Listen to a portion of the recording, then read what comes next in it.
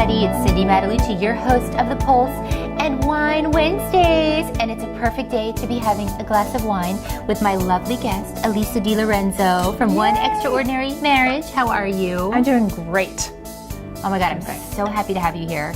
So for those of you that don't know, she is part of One Extraordinary Marriage with her husband, Tony, marriage coach, podcaster, #1 marriage podcast on iTunes. Yes. Co-author of the Amazon bestseller, 7 Days of Sex Challenge. I mean, that's a lot. It is. It is. But you know what? It's better than the 60 days. It's a lot more feasible for most people than the 60 days that Tony and I did. Oh yeah, and we're going to dive into that too. We're going to be talking a lot of sex today. I know that. So you and I met, I think, at San Diego Mom's Night Out event. Yeah, probably 6 or 7 years ago. It's been a while. I think through Angela we met, and then we've connected. We've been networking since, doing events together. What I love about Alisa is she's very unfiltered. She's very real. So I could not wait to have her on the show because, you know, it's all about being real and unfiltered on the show. There's nothing that you're not afraid to talk about, Right. which I really love. And I want to get into a lot of the struggles that you had because I know you had a lot of deep struggles. But before we do that, I want you to tell everybody about One Extraordinary Marriage and what it is that you do. One Extraordinary Marriage, it's literally our baby. Tony and I have been podcasting for the last 8.5 years, and it's become a resource for couples literally around the world to become equipped with different tools and strategies to make their marriage extraordinary. We routinely bring a message of hope to people who are, you know, maybe facing crisis, maybe facing challenges in their own marriage, and just don't know where to go. I love that. You guys do so much for everybody. But what I was kind of wondering, and I have to kind of keep it real here. Keep it real. Keep it real. It's got to be stressful because, okay, you guys are a couple. You have your own issues. Oh, yeah. But then you're dealing with other people's issues, other couples. I mean, how do you deal with that on a regular basis? So that's a great question because we get, 1,000, 2,000, 3,000 word emails on a daily basis where people will just like unload what's going on in their relationship. I do all of the marriage coaching, relationship coaching, so I'm constantly hearing, this is what's going on, this is my crisis, this is, we've got infidelity, we've got, financial struggles, we've got crazy stuff with kids.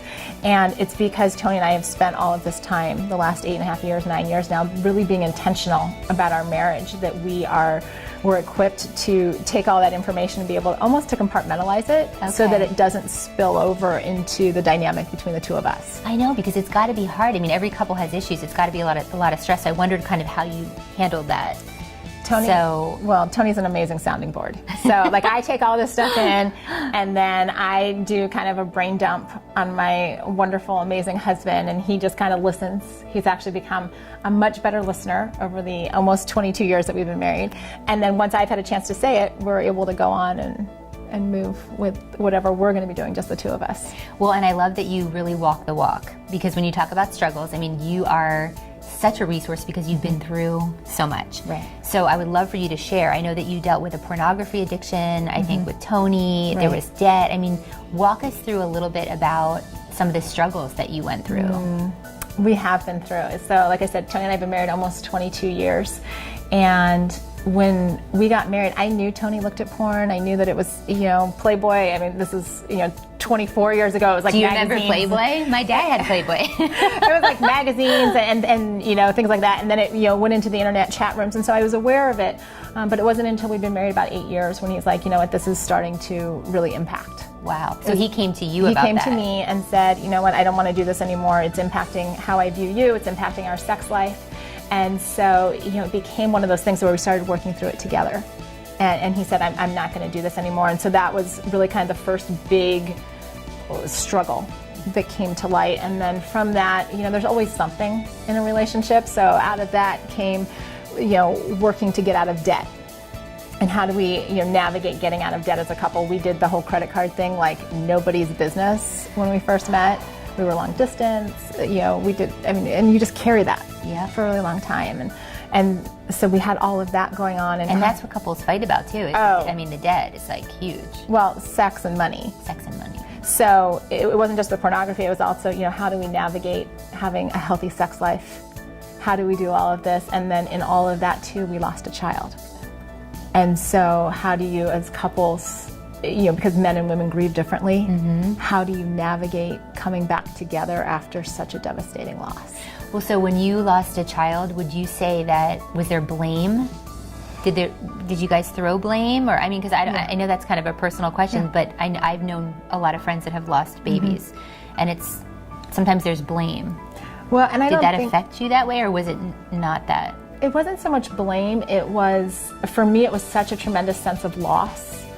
We already had our son Alex at the time, he was 2, and we had just I had this deep sense of my arms are empty, right? I came home from the hospital with empty arms, and we just didn't have the language to be able to communicate about it. And so while Tony was grieving, because he had to protect me from, people saying, oh, you should do this or you should do that and all this kind of stuff, instead of it just being our decision. And I just went into my hole of self-preservation. And it took us about 3 years to get through that. Wow. I mean, you guys have been through so much. So you overcame it, though. I mean, that's what I love. I mean, you said 22 years you've been married. So now, I mean, give us some insight onto, like, what's your marriage like now? So I have the fortunate pleasure of being able to tell people that 22 years into marriage, I'm literally having the best sex of my entire life. Yeah. So I don't care where you are, like the honeymoon stuff does not compare to when the two of you are really intentional and make each other a priority, what your sex life can look like. And it's not just our sex life, which obviously when it's good, it's really good, but it's also every aspect, our communication. We actually like spending time together. And we have 2 teenagers. So for a couple to like spending time together and have great sex in the teenage season, doesn't always happen. It's pretty fabulous. I'll drink to that. Cheers to Cheers. that. Cheers to the sex. Well, it's funny that you brought sex up. We're going to drink. It's funny that you brought sex up because I wanted to kind of dive into that.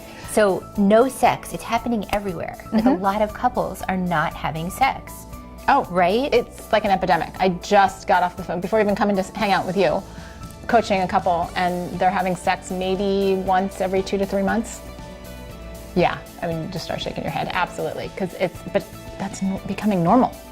So from what I understand, doing research on you and talking to you about your clients, we were saying couples want to work on communication and sex the most, right? Those are the main things. Yes. So like, what's happening like with the sex thing? I mean, you did the 60 days of sex challenge. So maybe we should start with that.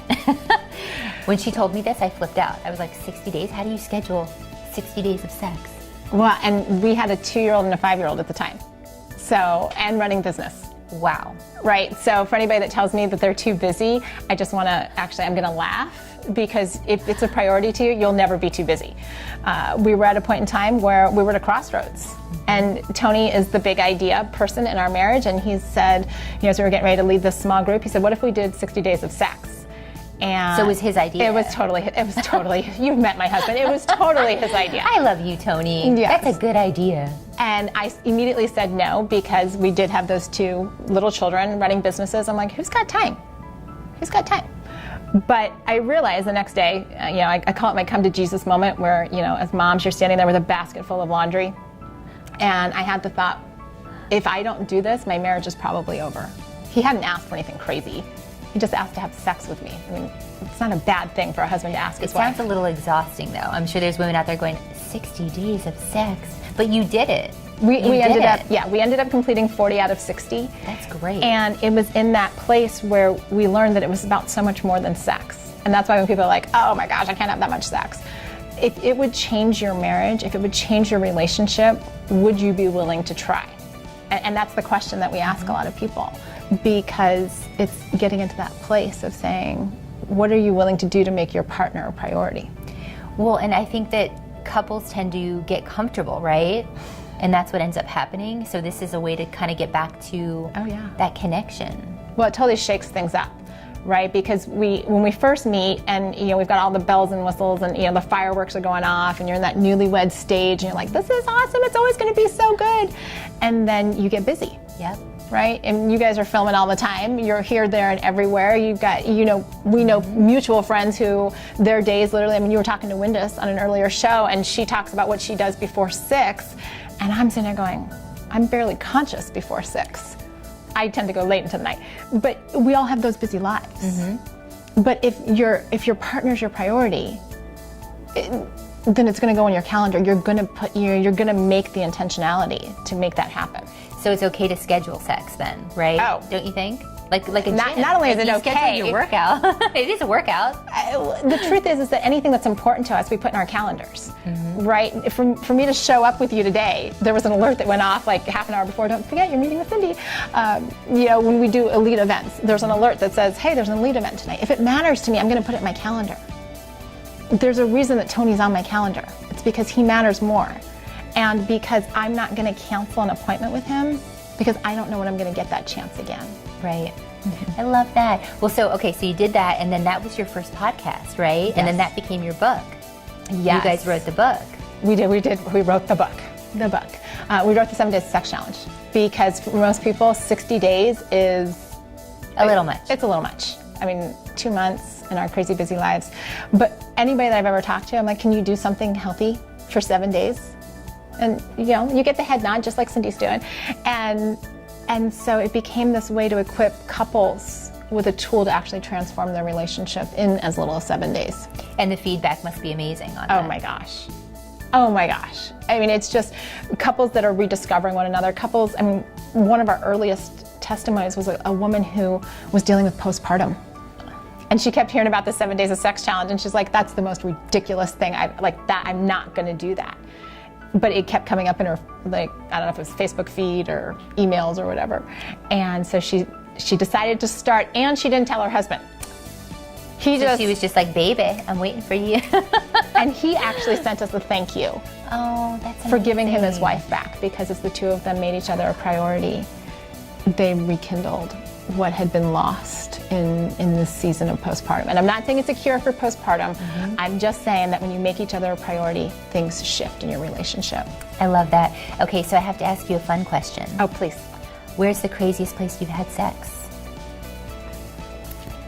Let me drink first. Craziest place. We were visiting my parents in Ohio, and so we were staying at their house, so there weren't a lot of, it's your parents' house, you know how that goes. So Tony says, let's go to the park. And so we go to a neighborhood park close to them. It's like 7 o'clock at night during the summer. The park is packed with people. We find this little, I want to call it a hill, but I think that's just memory, or maybe the wine, I'm not sure, because I don't think it was actually a very big hill, and we're like, oh, we're just going to go behind the hill. But there were kids running all over the park, parents. It was, yeah. I love that, though. It's so spontaneous. Yeah, and now I'm like, oh, and there was the time in the car, but a lot of people have done in the car, so the park was actually probably the craziest. I think mine was maybe a concert. Oh. That's pretty bad, I know. Or you got to get creative around there. I know, but Israel and I are going to work on this. This is going to be our next thing. This is like a new bucket list for the two of you, like craziest lists of places to have sex. You heard it here first on Wine Wednesdays. So I love your podcast. You get so much engagement on your podcast. You've done so many. Oh, yeah. What's the craziest podcast you've ever done, would you say? Oh, my gosh. Topic. Do you have one in mind that you're thinking of? Well, because I was going to say, we have 400 and some odd shows. First of all, listen to their podcast if you have not. It's amazing. But I like the manscaping one. And I kind of wanted to talk about that because I think that's something like Israel and I, he's so big about manscaping. I'm totally calling him out right now. But he's so good about that. And I think there's a lot of men out there that aren't, right? Yes. And so what I thought was interesting, because I read some stats from Alisa, 82% of women desire for their husbands to be manscaped in some way, but only 23% actually talk about it or tell them. So that's crazy. That is crazy. Right? It's another one of those areas where the communication in relationships isn't happening, right? We want something, but are we saying it to our partners? And when I saw that statistic, I'm like, oh, we've definitely got a show here. And it was crazy. We got feedback from people that was like, don't tell me what to do. And I'm like, we're not telling you what to do. We're just saying maybe you want to talk to her and find out what she wants. Because if it led to better sex, wouldn't you want to know? Right. Wouldn't you want to know? Yeah. I mean, and I feel like it's like for women, like on us, there's a lot of pressure to look perfect, right? Men can have gray hair and they can look distinguished and sexy. I mean, like George Clooney, to name a few. But we have to dye our hair. We can't have gray hair. We have to be perfectly coiffed and our hair has to look great and Brazilian wax and we do all this stuff, right? But then when it comes to the men, I feel like this is a really good topic because it's nice we need to share this, right? Is what you're saying. We need to communicate this with our. Well, and it's even for women just getting in touch with what works for them. It's saying, you know what, I would like you to be shaved. right? I'd like to, whether it's the chest or the genitals or wherever, right? Like, do something. Or maybe it's even the facial hair. The beards. Okay, we got to talk about that. Beards. Because that's been crazy. I mean, Israel has grown beards, and it's like, I can't take it until it's actually grown in. Once it's grown in, then I'm okay with it. But then I'm kind of like, babe, you have to like groom it, because there's stuff that gets caught in there. I mean, I think it's important. Well, and it's being able to have the communication around that, to say, I love you for who you are. I mean, ultimately, at the end of the day, that's what we're saying. Exactly. Right? I would love to just try this. Like, let's see what happens if we trim up that beard just a little, or groom it, or if we trim, I mean, the manscaping thing is huge. Literally, it's not just the private area. It's everything from head to toe. And when you start to create that vulnerability between partners to say, all right, let's trim each other. It could be fun, right? Let's shave each other. Absolutely. It's happened. It has happened. So the other thing I really want to talk to you about, because you and I share this in common, is you work with your significant other. You guys work together on a regular basis. Yes. Israel and I work together on a regular basis. People that are working together, what's that like for you? Because it's got to be hard. I mean, I know you guys have such a great relationship, and we have our challenges. We're not perfect. And it's really getting into that place of what we had to do is we had to learn each other's strengths. It wasn't something that came natural. Tony really wanted to be, and definitely is, like kind of the lead and the visionary of the company. But that meant that he was also often delegating, like, you need to do this. And I don't respond to, you need to do this very well. In fact, probably not at all. If he was here, he'd be rolling his eyes at me right now. I love you, babe. But it was one of those things where we're learning what lane we each travel in. Right? Tony doesn't do any of the coaching. I do almost all the content writing for like social media, for the shows, all of that that's my lane, where Tony is all like back end. So you guys have different strengths. Different strengths, and bringing it together, and also knowing that at the end of the day, somebody has to make a decision. Right? Even though we're 50-50, if we let everything go to a coin, we'd never get anything done. And so say, who's going to take the lead on this particular decision? And then knowing that ultimately we're ending up back in the bedroom together at night. So we've got to work through everything during the day so that we can get into, having sex or just being together at night. Well, how do you separate that from work? Because I know Israel and I, we struggle with that. I mean, we go out, we try not to talk work. It's like, but we do sometimes. It's hard. So how do you balance that? How do you shift it from it's work, it's not work, when you're on date night? Well, especially when your work is marriage and relationships, Well, that's what I was thinking. Yeah, I mean, we live and work essentially the same thing. And so for us, I mean, sometimes it's just very deliberate to say, we're not bringing the phones with us, so we're not gonna post to our Instagram. We're not gonna do these things that couples are doing because we just want it to be us. Other times it's having just clear conversations on, I need to do this right now. Like, we need to focus on this particular business aspect, and then we're going to close it up. Plus, we have 2 kids. Yeah. So there are times when we just have to stop talking business because all they do is roll their eyes going, my parents are talking about sex again. So. Embarrassing for the kids, I know. Oh, yes. So what is your happy place? I mean, like, for you, what's your perfect day? What do you do? So I feel incredibly blessed to live in San Diego. Really walking the beaches, it centers me, it allows me to get exercise, which sometimes if you're behind a computer all day can be an elusive thing. And there's the sound of the waves and the ability to just check out. And so, I mean, Tony and I actually walked from Oceanside to the Mexican border. We did the California Coastal Trail earlier this year. Wow. Just to have that experience of just walking the beaches. But you have to take those breaks. Well, otherwise you'll just be like behind a computer or behind a camera or doing all the work stuff, and you forget that there's so much more to life than just work. Exactly. So let's talk about social media, and let's talk about smartphones, because are they killing our relationships? I want your feedback on this. They absolutely are. Because and I have mine, and it's sitting right over there. But we're losing the ability to just have relationships with people. And don't get me wrong, we're all over social media. I think you almost have to be now. You have to be, as a brand. For sure. But it's looking at I mean, we've all been there at restaurants watching a couple on a date where they're both staring at their phones. I was just going to say that. I mean, we've been to restaurants, they're not even talking or engaging in any way. They're just on their phones. We've actually been to a friend's house, a couple, and they were on the couch and they were Facebooking each other on the couch. And I'm thinking, this is so weird. What is happening? Like, they're not even communicating. Right. But what's happening? I mean, do you have any tips for people on this? Part of it is, and I understand that some of you watching, you may have children. So when you go out on a date, there needs to be access for a babysitter, nanny, whoever. But you only need one phone for there to be access. So somebody needs to keep their other phone locked in the car, tucked in a handbag. It doesn't come out unless it's like 911 emergency. But it's also having screen-free time in your homes. We don't do enough of that. We're like, oh, it's just one more thing, or I need to answer this email, or I'll just pick up this phone call, or it's just one more text. And before you know it, we've gone down that rabbit hole of, well, now I'm on Pinterest and I'm checking ESPN and I'm, oh wait, there's, something on Facebook just popped up and let me check Instagram. 30, 40, and maybe an hour has gone by. And your spouse or your partner is like, hey, remember me? Whereas if we start to create those screen-free times, where it's like, let's pull out a board game. Something as archaic as a board game. People still have them. It's all good. I have Trivial Pursuit. I love it. There you go. It's good. There you go. It's old school. It is so old school. But it means you have to interact. Right.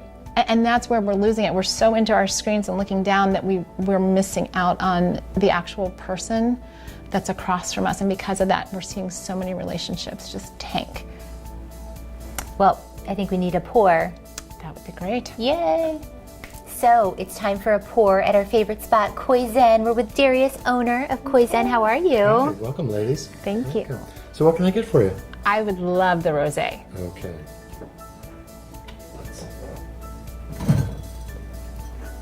So the rosé is a 2017 from Lodi, California. Slightly off dry, so semi-sweet. Very refreshing, great for an early day. Thank I love you. the color. I'm going to have your Chardonnay. Chardonnay is a great, very popular wine. Goes down easy all day long. Most of the grapes come from Santa Barbara with a little bit from San Joaquin. Yummy. So, enjoy. Thank you. Cheers. Cheers. So we have our pour. Cheers to that. Cheers. Yes, Wine Wednesdays. It's never too early to drink. So I was going to ask you, my theme this past month, I'm very into badass women because there's so many badass women out there. I'm actually going to do an event with badass women. You're a badass woman. Thank you. I respect you so much. So I wanted to find out from you, who do you think is a badass woman and who's an inspiration to you? Oh, wow. I love it when you put me on the spot like this with these questions. Well, I gave you wine. You did give me wine. So she's like, listen up, listen up. It's interesting. And can I talk about the characteristics of badass women? Definitely. Instead of just a particular woman? Because I think I actually see that there are so many women that actually internalize these characteristics. And so it's not just one woman, but I think there's a need and there is a group of women that are stepping into being really truly authentic. And so they're just owning who they are instead of trying to be, and we were talking about social media a few minutes ago, and there's kind of the social media woman, right, who always puts on the pretty face and it always is like, I'm perfect. And then there's a group of women who are really stepping into this place of authenticity, who are saying, I'm going to be transparent. And I think that's really what starts to be the defining characteristic of a badass woman. San Diego is full of these women. I mean, we have a lot of them in common in terms of friends, but I don't want it to just be that there's a particular woman who's a badass. I want everyone to say, you know what, I've got this inside of me. I can be a badass woman. I can be a badass woman. I can be authentic, and I know what I've been put on this earth to do, and I'm going to go after it, and I'm going to do it with such a level of excellence that people can't help but take notice, because I'm going to impact people's lives. Well, and that's why I wanted to do the show, because I was so sick of the perfect posts. The people, posting only the filtered pictures. I look beautiful. I'm on vacation. I'm here, and it's like, okay, that's great, but that's really not your life 24/7. Oh no. And so that's why I wanted to have this platform. And so I'm glad that you said that, because I feel like really being a badass woman is being authentic and being real. Oh, trust me, I've got plenty. You know, that's one of the things when you work with your significant other. There are plenty of pictures on our Instagram feed where I'm like, you know, early morning walks where no makeup, so I've got the bags under my eyes, hair is doing all kinds of stuff. But you know what, that's us.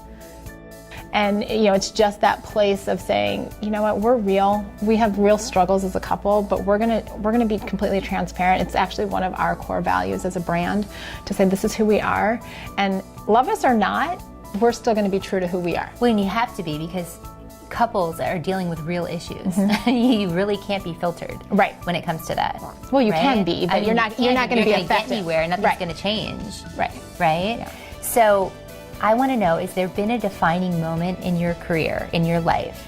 That's a great question. You know, I think there have been a couple. Obviously, it was when Tony asked me about the 60 Days of Sex Challenge. That was a complete pivot point in terms of our life, in terms of what we started to realize that we were called to do, and to step into this place where there wasn't anybody talking about marriage. Well, I take that back. There were people talking about marriage, but nobody was talking about sex and intimacy and things like manscaping and you know, sex on our period and stuff. I mean, these are titles of shows that we've done because we couldn't find it. Right, and so to step into because it was uncomfortable. Well, sure. Right, it's horribly uncomfortable for people to have those conversations, and we wanted to step into this, and so that was one pivot point. And then it's when Tony and I celebrated our 20th wedding anniversary. We went to Peru. I know, you know, when you had your conversation with Windus, you mentioned that she went to Machu Picchu. We did Machu Picchu, but it was stepping into that place and saying, you know what, here we are in our early 40s, and the recognition or the realization, I guess, that the best is yet to come.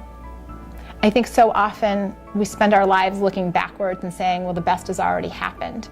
And to have that moment where there I was, and you know, looking at Machu Picchu and just all the amazingness that is embodied there, and to say, for us, the best is yet to come, and living every day as if tomorrow is the best. And not looking back, right? Looking forward. Yeah. Because we can't change what's already happened.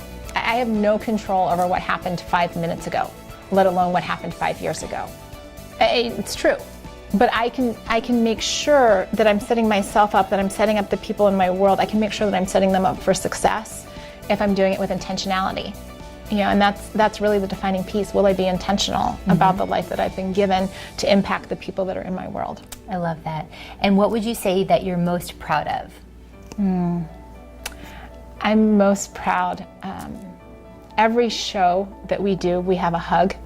And it happens usually in the first 3 to 5 minutes. And the hug is a testimonial from somebody that's maybe found the show, that has been impacted by the show. And I'm most proud of the couples that have said, because of what you and Tony do, our marriage has been saved. Because of what you and Tony do, we have hope.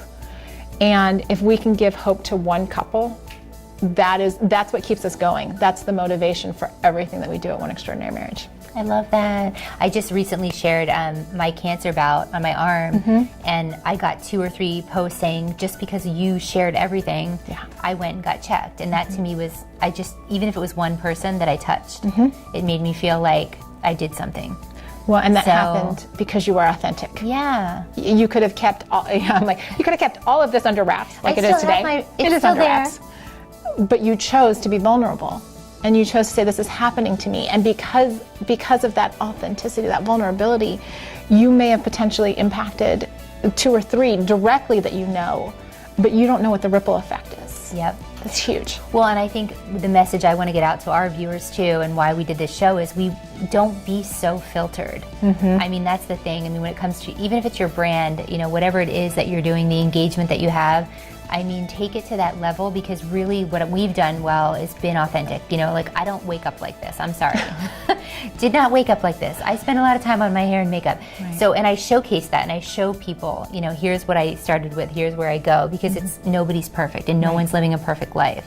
So I think, you know, what we want to get across is that message of, don't be afraid to be who you are, because it's beautiful, no matter what that is, and show that. Well, right? And people are going to be attracted to it. Yeah. Right. You know, the women that you've surrounded yourself with have all become friends. Why? Not because we're all like, oh, you know, you're like, you know, this amazing, you know, superstar. It's because we actually know each other. Yes. And in that, there is a message of hope, there's a message of transformation, and there's a message of being real.